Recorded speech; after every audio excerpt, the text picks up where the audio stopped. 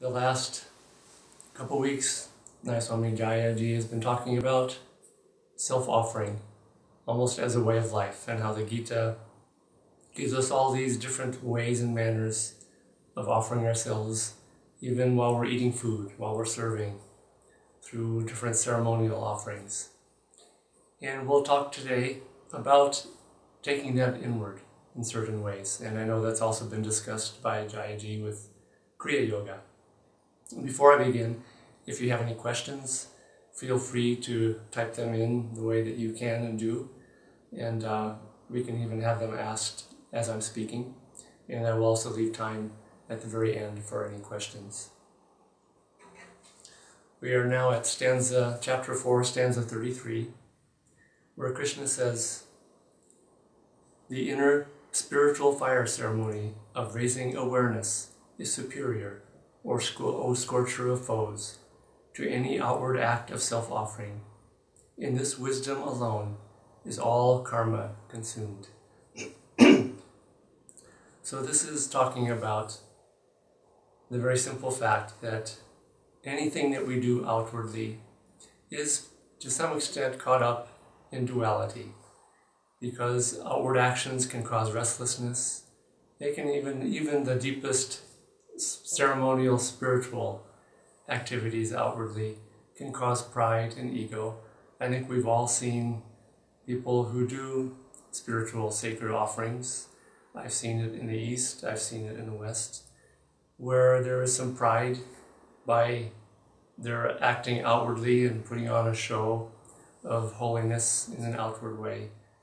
And so also with restlessness, any outward action, even any physical action outwardly, can cause restlessness to some extent. Paramhansa Yoganandaji said, "Where motion ceases, God begins." And he was talking about how important it is when we sit to meditate, to be completely still and not to be fidgeting around. And so when we meditate, any physical motion tends to bring the awareness into the body, into restlessness. When the body is restless, then the mind tends to be restless, and vice versa. It's almost like a feedback loop, that when the mind is restless, the body starts being restless.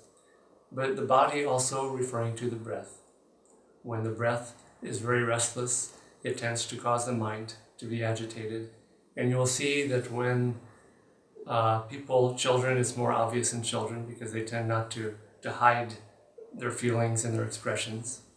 But you'll see it when children are emotionally agitated.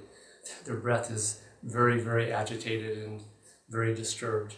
And so it's like a feedback loop again. When the mind is agitated and emotional, the breath tends to follow. But also when the breath tends to be restless, the mind tends to also be more restless. And so outward motion in any outward ceremony and offering has the potential, and to some extent will, cause a certain amount of restlessness. Now, this isn't to say that those things aren't good.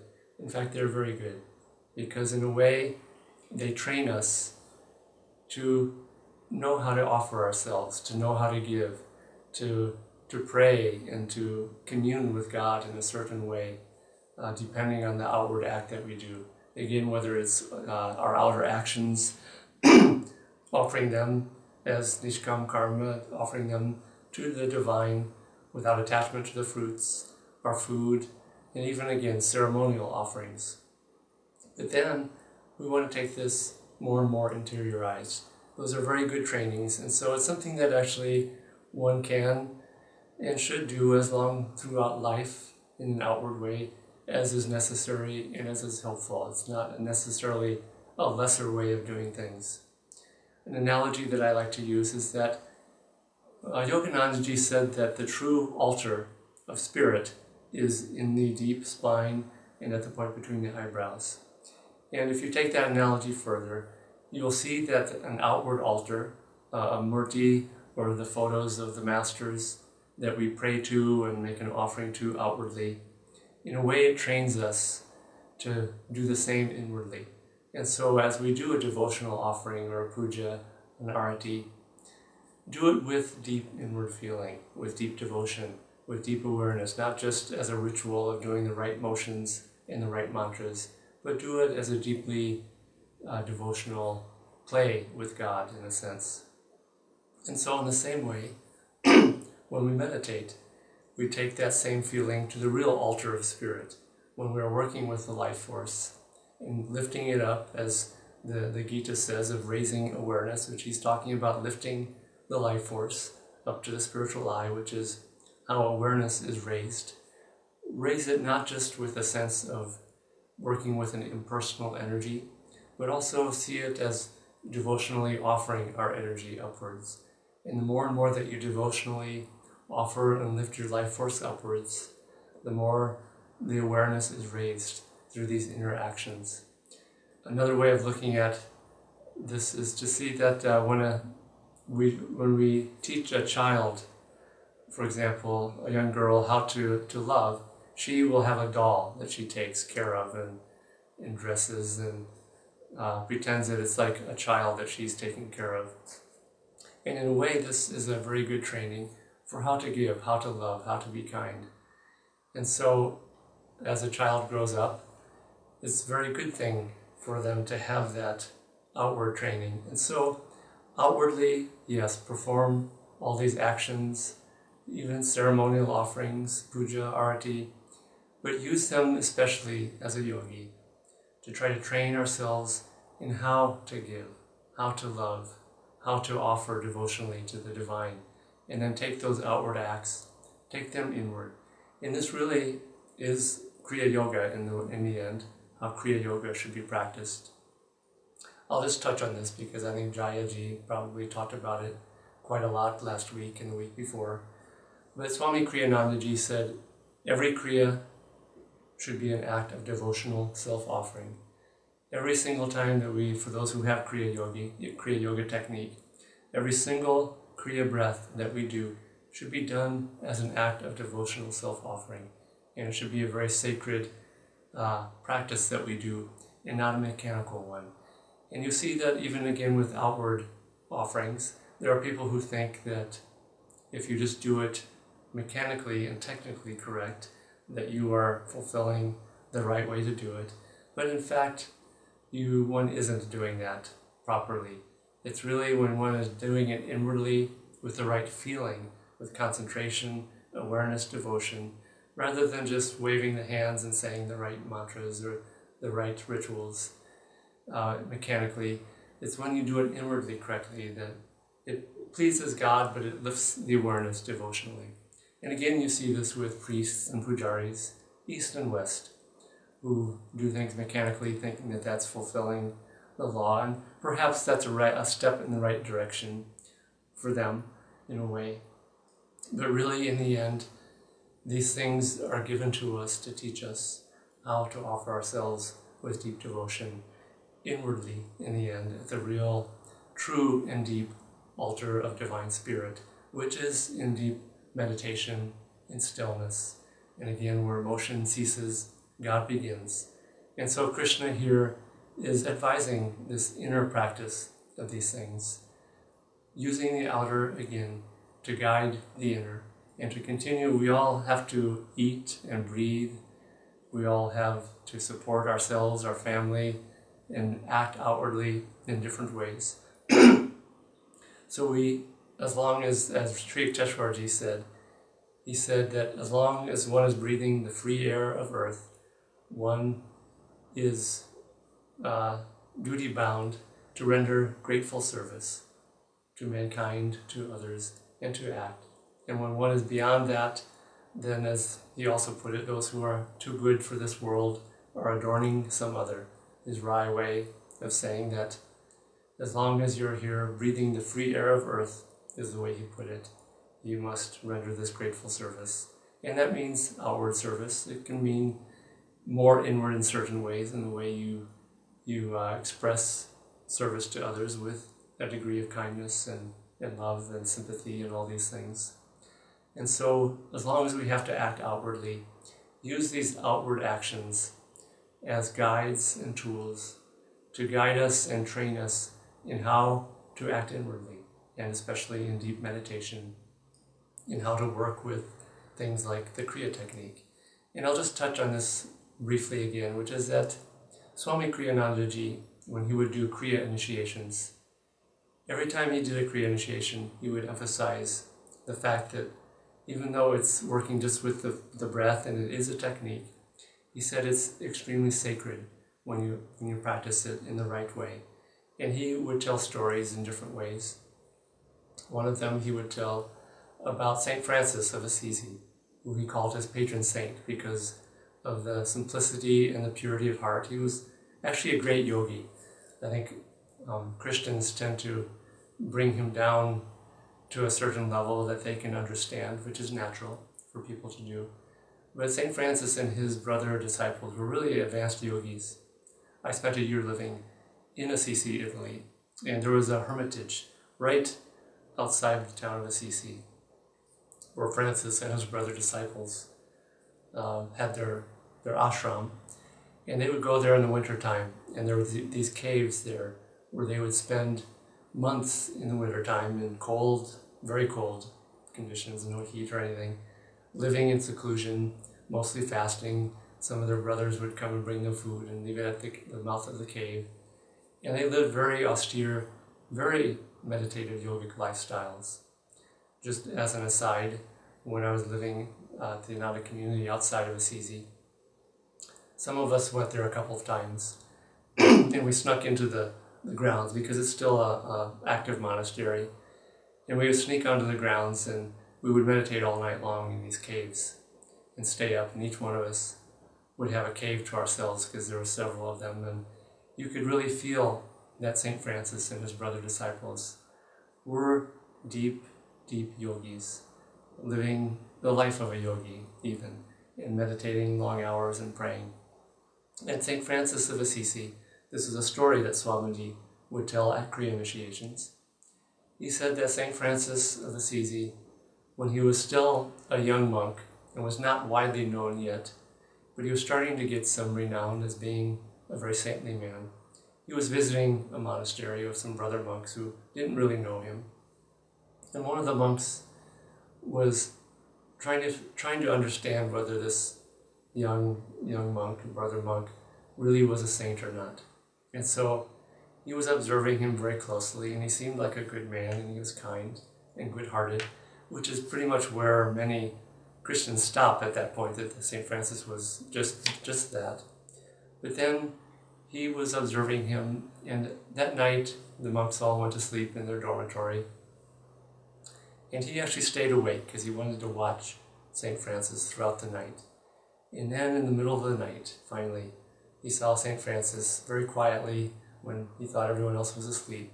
He got up and he sat next to his bed and started praying and meditating. And he only said one word as his prayer, which was simply, God, God, God. And Yoganandaji actually wrote a poem and a song that was inspired by this story. And as St. Francis was saying this, simply saying the word God put him into a state of deep ecstasy, and he started weeping with divine bliss and divine joy.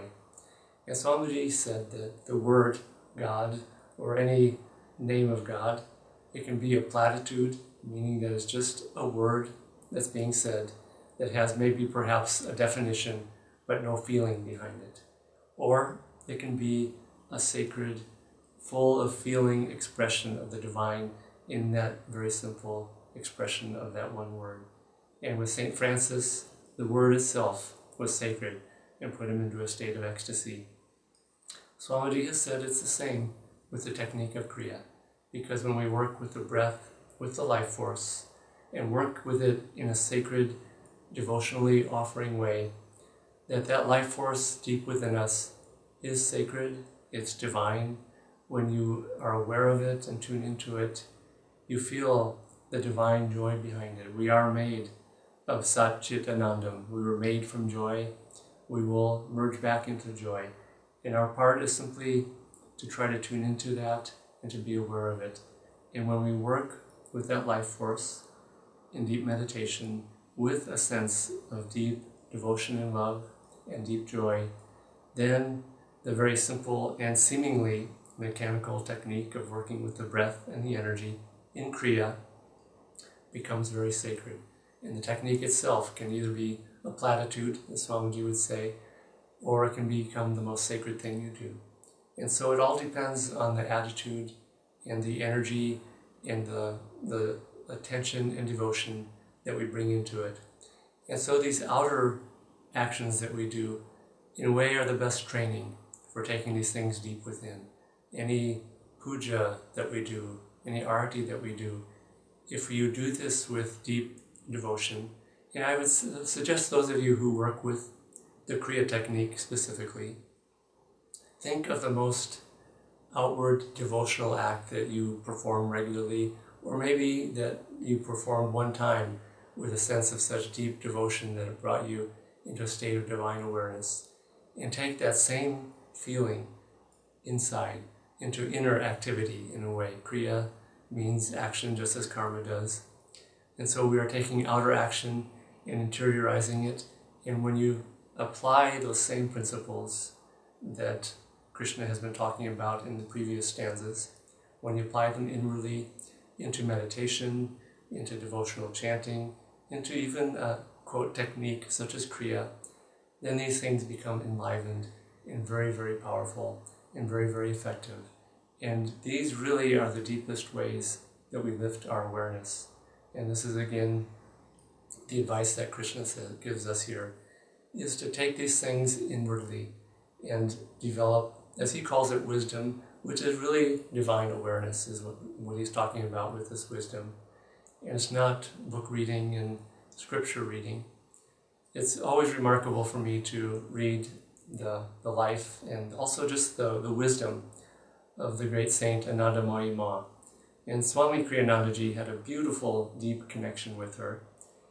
And one of the ways that he really connected with her and understood her, because I think many people didn't, was the deep wisdom that she shared with people.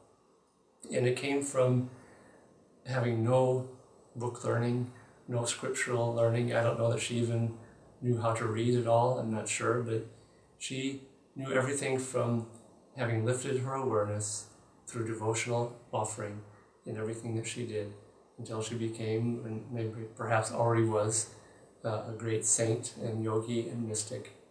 But it only came through lifting awareness, not through learning, but simply through offering devotion and going deep within.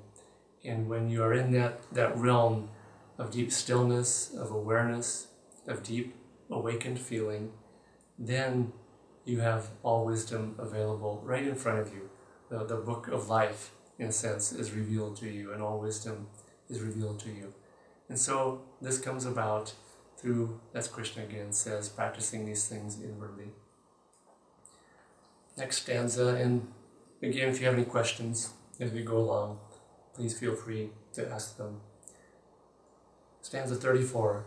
Understand this above all, by surrender of self-will to the wise, by sensitive inward and outward questioning of the wise, and by service to the wise, those who have realized the truth will be able to convey their wisdom to you. So here Krishna is talking about especially having a God-realized guru, serving the guru, sitting, meditating with the guru, all these things. And he says in this stanza that all wisdom will be conveyed to us by the guru in that process of meditating on, meditating with, serving the guru. And it's not necessarily through the teachings that the guru conveys wisdom. It's through vibration, it's through deep attunement on the disciple's part. And so one doesn't even have to be necessarily in the physical presence of the guru to receive that divine upliftment of awareness that Krishna is describing in these stanzas here. There's a very interesting story that Swami Kriyanandaji would often tell of a man who went to the guru's, he found his guru, he went to the guru's ashram for training, and the guru counseled him and said, let's have you start serving here at the ashram, and I'd like you to start cutting firewood, bringing the firewood here to the ashram, carrying water, and serving in that way. And so, as a very good disciple, he started doing this. And this went on for some time. And he would wonder sometimes, of course, like I think anyone would in this situation, what am I doing here? And he would always come back to, Guru wants me to do this. I will serve him with love, with devotion. And this went on for some years. And over those years, he would see many, many people coming to the Guru for deep instruction and deep wisdom and the profound teachings that for some people are the end of the spiritual path, or almost the definition of the spiritual path. And this went on for years and years more. And finally, one day, this very good disciple, he was lifting up a pail of water, and he looked in the pail where the water was. It was very still, and he saw his own reflection there, mirrored in the water. And he saw that his hair had all turned gray, and he realized that he had spent his entire life serving in this very simple way. And he got a little bit disheartened, thinking that he wasn't worthy enough to have been going to the Guru's room and having a satsang and receiving all these sacred teachings. And he got a little bit distraught, concerned that maybe he had spent his life just performing outward actions in the way, even though he had done it with a deep sense of self-offering, devotion and attunement to the Guru. And in this thought, he started to weep. And just as a tear rolled down his cheek and started to fall off his face, suddenly the Guru appeared out of nowhere, and he caught that tear coming off the disciple's face.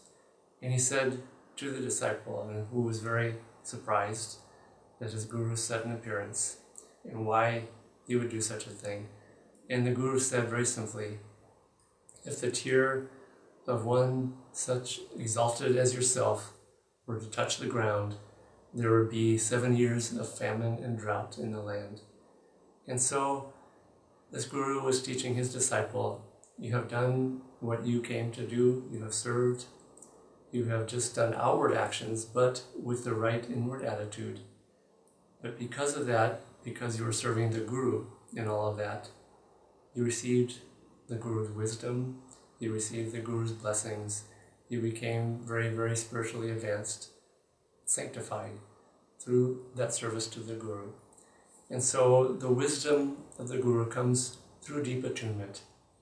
Swami Kriyanandaji said that when he was with his Guru, Yoganandaji, when the master was in public, he would talk about many subjects, business, health, the spiritual path more directly, yes, devotion, love for God, all these things that constitute sort of the breadth of the teachings, the spiritual wisdom. But when he is with his close disciples, Swamiji said almost all he would ever talk about was attunement to the Guru, very simply. And this doesn't mean that the disciples were with the Master very much. In fact, Swamiji said that he was very surprised when he was with the Master, that very often when they were serving together and with him, he would be in silence much of the time, very, very quiet, very, very inward. And he was teaching them a lesson, which is that the wisdom from the Guru comes without words, without the intellect. It comes through attunement. And Swamiji said that with those disciples, pretty much all the Master ever talked about was attunement and discipleship to the Guru. And so this wisdom that the Guru gives one comes in many, many ways.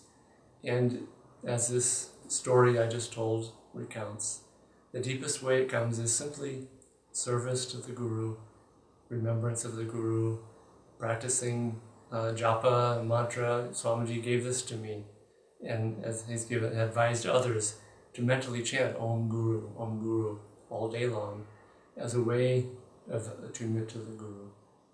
And so the deepest wisdom comes when we attune ourselves in this way, and it comes about because the Guru's magnetism changes us. The Guru's power changes us from within, and it works actually on the effect of the level of magnetism.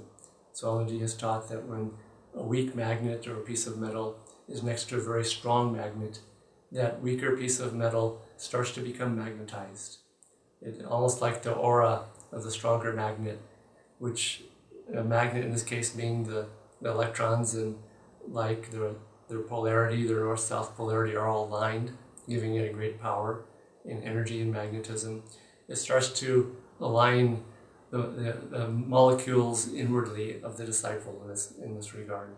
More the spiritual molecules, meaning our desires, our thoughts, start getting in alignment with the Guru's consciousness of having just the desire for God, just the desire to give, just the desire to love.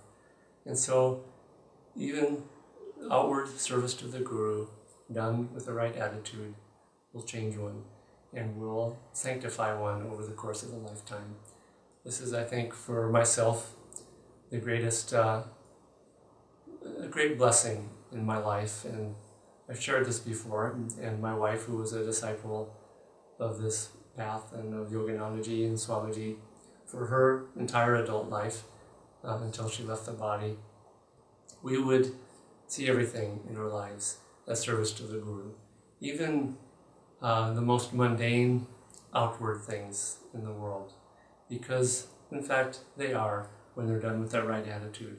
But even the most things that are seemingly separate from the Guru, and I'll tell this story that I've shared before, which is that in America, most of us clean our own homes. We don't have people come and clean it. Some people do, but most of us clean our own homes. And in America, most couples, the husband and the wife, both clean the home. It's not just a job that the women do. So I hope the men there in India who are hearing me say this don't turn against me for sharing this. And once a week it was our duty to clean the house very thoroughly.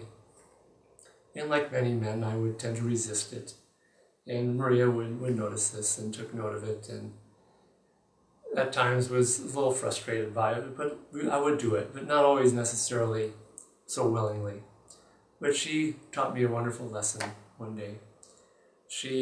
The morning that was our cleaning night, where we were going to clean, she came to me with almost breathless, childlike excitement.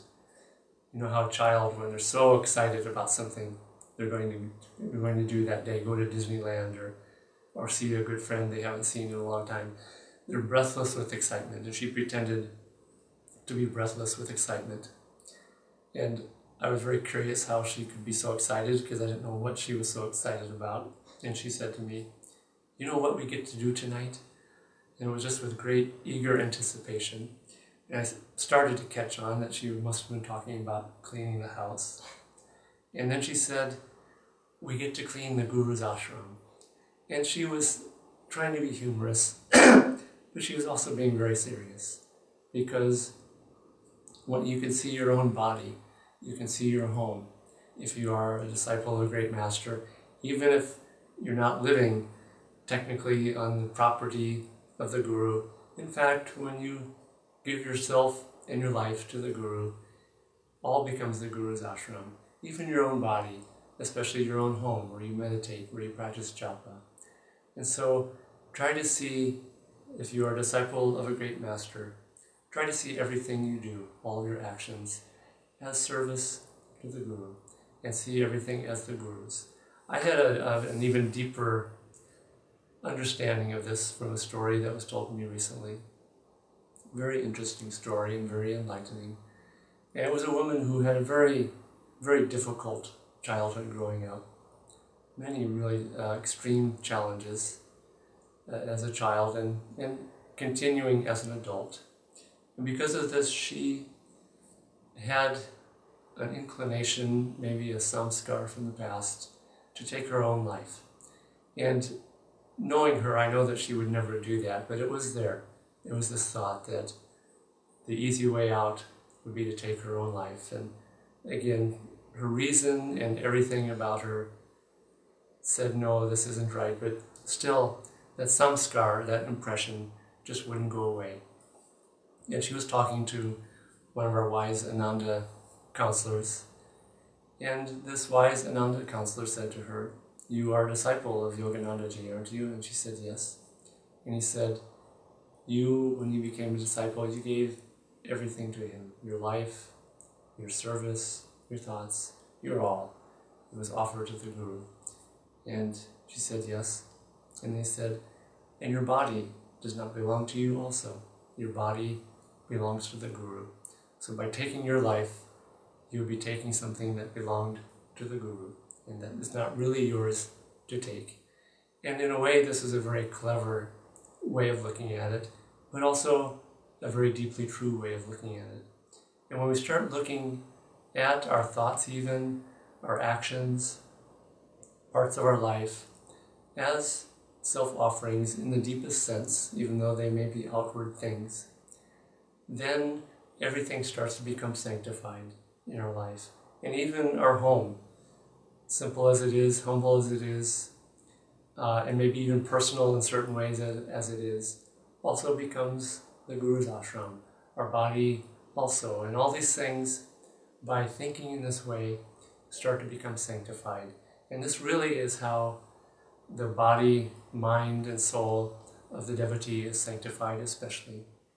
Because even our faults, when they're offered upwards, they start to become transmuted, uplifted in that divine, uplifted awareness, where divine grace and divine light and that sanctity of the divine can really start to change us in very, very deep ways that we ourselves perhaps could never have made those changes just through our own willpower and effort, although that also is required as part of this whole entire process. Yoganandaji also, this is why Master said, when we pray here at Ananda, we pray to saints and sages of all religions. As part of our prayer, we pray, we name all of our gurus, each and every one of them. And by doing that, we, in that moment, attune ourselves to their consciousness. And experiment with this sometime. I notice this especially strikingly when I'm meditating. And if my meditation becomes dry, mechanical, boring, restless, all these things that happen to people on the spiritual path, almost inevitably at times. If my mind just goes back to feeling the presence of our line of Kriya Masters, and I just become aware of their presence, it all changes, everything gets back on track. And it's because I am opening myself up to their magnetism. Their magnetism is always there. This is where the analogy I said earlier of a weak magnet next to a strong magnet, that analogy falls short in this regard, that with the Guru, that magnetism is not received simply passively. It has to be with our own dynamic receptivity, engagement, our thought going to the Guru, and consciously receiving. And when we receive the blessings of the great masters, saints of all religions, then that's how that magnetism really is able to enter us and change us. This is why it's very helpful to go on pilgrimage to places where great saints and masters have lived, because we very, very consciously tune into their magnetism and their power by being in that presence where they spent, perhaps many years of their lives. And so be very aware of this, that one, we are not alone on the spiritual path. We are never alone. We have great saints and masters who came from God to help us along the spiritual path and to change us. And so avail ourselves of that blessed opportunity and potential and offering of the divine to us by tuning in to those sacred avatars and great saints and masters in meditation, but also in activity during the day. Stanza 35. Having fully received that wisdom from a true Guru, O Pandava, you will never again fall into delusion, for you will behold all creation contained within your expanded self, and then behold it in me beyond all creation. And so, Krishna is simply saying here that the divine is equally within me as it is within you, as it is within all of us. And we develop that awareness by living in the presence of the Guru. And again, this doesn't mean the physical presence. It means in the awareness of the Guru. That we start, our own awareness starts to change from our own littleness, our personality, our defects, our faults, And it starts as we meditate deeply and we start to feel the first glimmerings of divine bliss within ourselves. We start to see that we are made from the same bliss, the same divinity, the same divine love as the saints and the masters.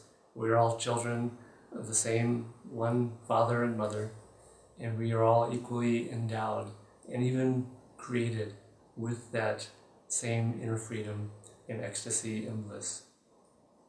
Yoganandaji was one time chanting with some of his disciples, and he went into a state of deep ecstasy. And then when he came out of that and started talking, Swamiji said he could hardly even stand. He needed help standing up and moving around.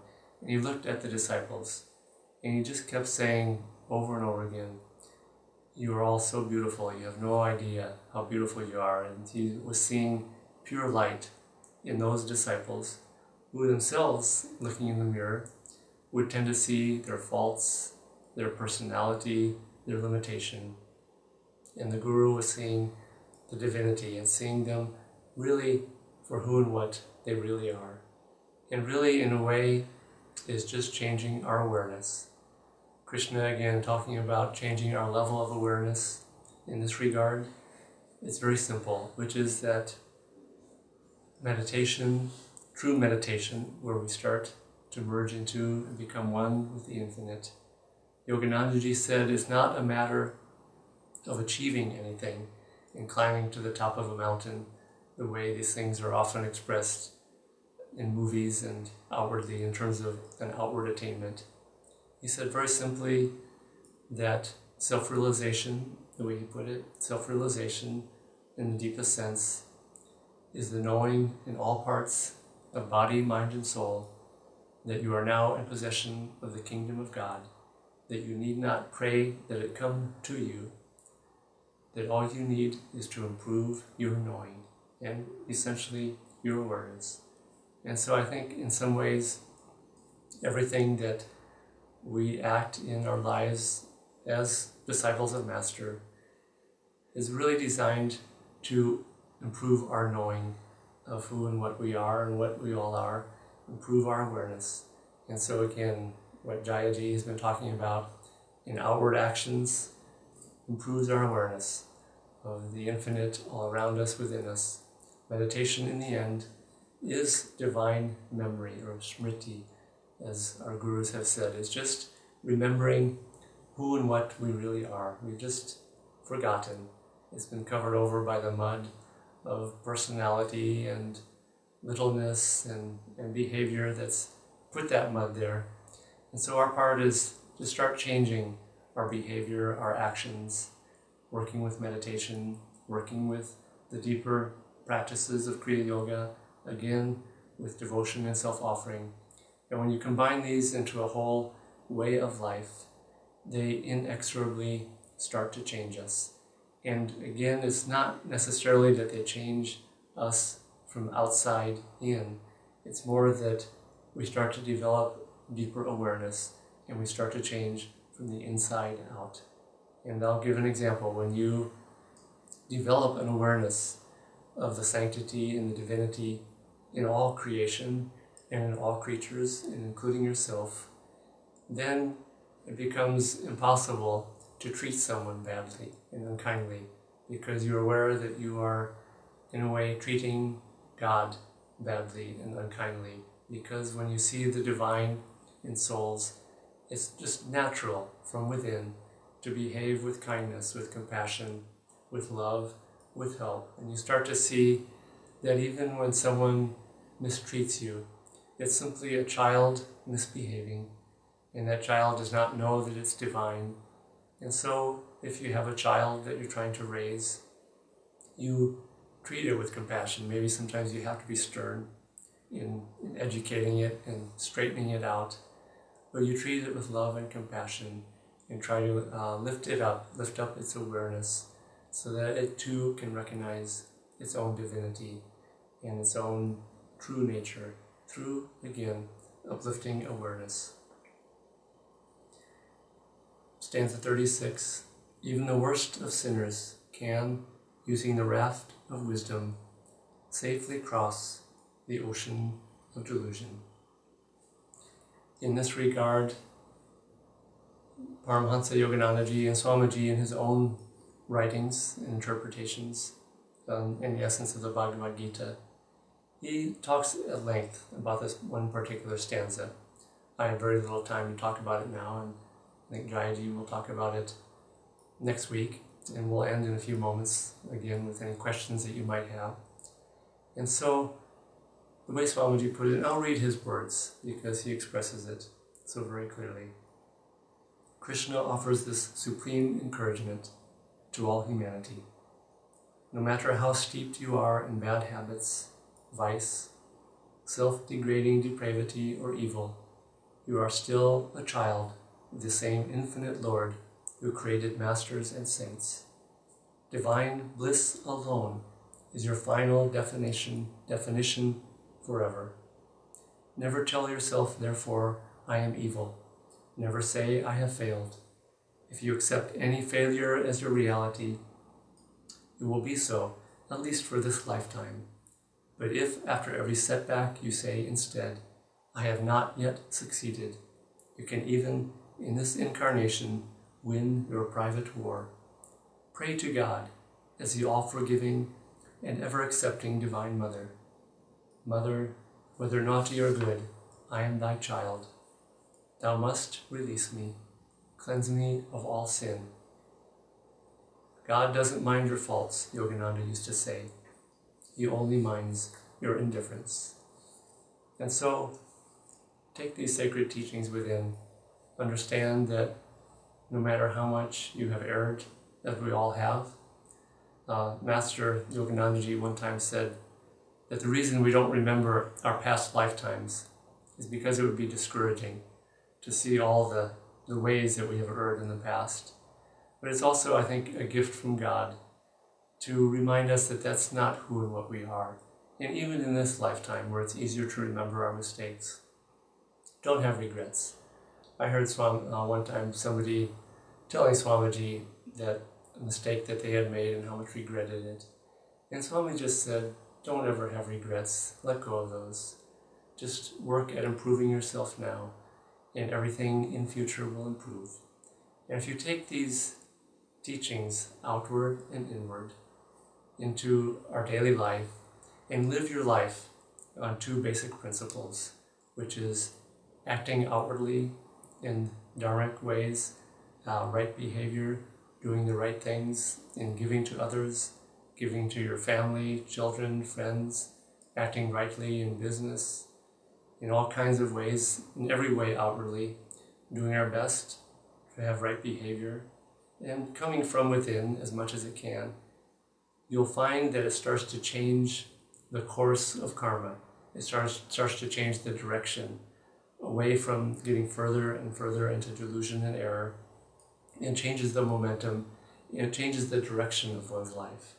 Then, if you practice meditation, devotion, and this inner awareness, it starts to develop the inner freedom, so you don't identify with the limitation. You start to identify more and more with yourself as free, as divine, as one with Sat Chit Anandam, one with divine bliss. And so you'll find, as I've seen with so many people, one of the great blessings of living in a spiritual community many years in Nanda Village is that you get to see people applying these principles, not just over the short term, but over the course of a lifetime. And you see that when these two basic principles of outward right action combined with deepening, developing inner awareness in meditation, devotional self-offering inwardly, you find that the change that people can make in one lifetime simply by just coming back on track whenever they fail, coming back to these things, that the changes one can make in one lifetime are really extraordinarily and even awe-inspiring. And so take these things as a way of life, not just as a short-term project of thinking I'm going to change this or that, but acting in the sense, this is why the beauty of Nishkam Karma, which is really one of the basic principles that Krishna gave in the Bhagavad Gita, but acting in these ways that I've described in your life without getting too caught up in the short-term results. And you'll find that you will wake up after the course of a lifetime, and you'll find that you have made the deepest, most profound changes and the most important permanent changes that one can make, of changing our identity from littleness to expansion and divine awareness. So do we have any questions here? How can we strengthen our relationship or attunement with the Guru? The question is, how can we deepen, strengthen our relationship and attunement to the Guru? There are many ways, and I would say do all of them, or as many of them as you can. One that I've touched on is try to see every act as an offering to the Guru. Even cleaning your home, something as simple as that, something as mundane as that. And when your inner awareness of those actions changes into becoming a self-offering to the Guru, just like this story of this man who was carrying the water and the firewood, you'll find that these actions do indeed become true service to the Guru and start to change us from within by tuning ourselves to the Guru. The one that Swamiji gave me personally, but I think to a few others, and he gave a lot of emphasis to this, which is practicing moment-to-moment awareness of the Guru's presence all day long. And the best way to do this, he said, was to simply chant Om Guru, Om Guru, Om Guru, all day long, as just part of your regular practice. The mind tends to go somewhere. It has to go somewhere during restlessness and outward activity, which creates a certain degree of restlessness. So the mind is going to go somewhere. And the empty mind, it tends to go somewhere less productive and less positive. It tends to go down into lesser awareness or more little-minded awareness. And the way Swamiji put it is that when you chant Om Guru, he said you start to tune into the Guru's consciousness, and you are receptive to his magnetism and his power. And he said that if you do this regularly, he said you will find that you start to have more and more joy, you start to have more and more inner freedom, you start to develop more and more of a desire to know God, to give your life to God. And so this comes about because you are indeed practicing attunement to the Guru's consciousness, the Guru's awareness, the Guru's magnetism, and you're receiving the Guru's blessings through every even momentary mention of the Guru or thought of the Guru. We did an experiment someone did here at Ananda. They tested people's aura and magnetism under different circumstances to see what actions could change people's magnetism and aura in the most profound ways. It was very, very interesting, and I won't get into all the different things that they did. But the one thing that changed and increased people's magnetism and aura more than anything else was the simplest. It was just thinking of Yoganandaji. Just one thought of the Guru changed this person's magnetism, energy, and aura more than any other action or anything that they could do. And so, find ways, be creative. You'll find that if you read Yoganandaji's words in Autobiography of a Yogi, just opening that book up and reading a couple of paragraphs, you'll find that your consciousness has changed by that. It's one of the best ways to get yourself out of a mood, is to just read a few paragraphs of his words, because, as he told Swami Kriyanandaji, he said that book, Autobiography of a Yogi, has my magnetism in it. And so those who read that book and just pick it up, they draw on the Guru's magnetism and awareness. So these are a few things that you can work on. There are many others. And again, be very creative, just as my wife was very creative in teaching me that even cleaning the bathroom in our home, it was cleaning the Guru's ashram. And believe me, it does and has become an almost sacred act to clean the home, because just my inner awareness of the same outward action has changed. So do we have any other questions? Okay. So those of you who would like to email me with questions later on, my email address is devarshi@anandaindia.org. And it's been a joy having satsang and sharing these very sacred and blessing teachings with you this evening. Om.